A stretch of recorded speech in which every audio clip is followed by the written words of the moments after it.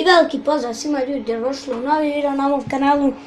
Danas snimamo treći video u jednom danu. Znači danas ćemo da radimo pogod koji je fudbaler skuplji.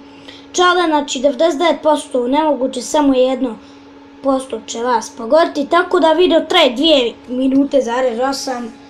Nije se mogao potruditi duže da napravi, ali nema veze. Dobro. Dobra je muzika. Dobro. Vijena su daleko kako je po FSGC narodni Instagram FSGC to je na cifra 99. Rojsoli Courtois. Trebalo bi Courtois da bude.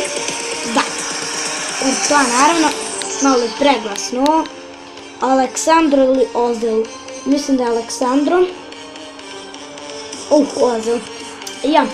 Kontam po ovi koji su sad kupljeni, oni povećali cijenu, a prije ovi davno su bili manji, sad ovim Aguero Morata mislim. Molim te da je Morata. Sad ću pojačim igračima, mislim na ovo sve. Belotti i Ali, ja mislim da je. Jest Ali. Evo Belotti, recite u komentaru. Costa ili Aleksandro? Mislim da je Costa. Nije Aleksandro, Douglas, bog te. Douglas Costa. Piqué ili Hazard? Hazard bi trebao, Piqué je davno ovdje. Da. Da idimo.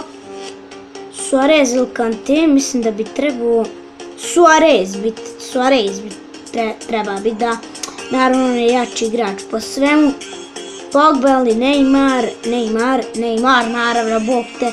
Transfer bi bio koliko ono, crnu za Pariz bio preko 200 miliona euri. Salah ili James. Salah sigurno, mora biti Salah. Shit, oh my god. A vrate, kad je ovo snimano?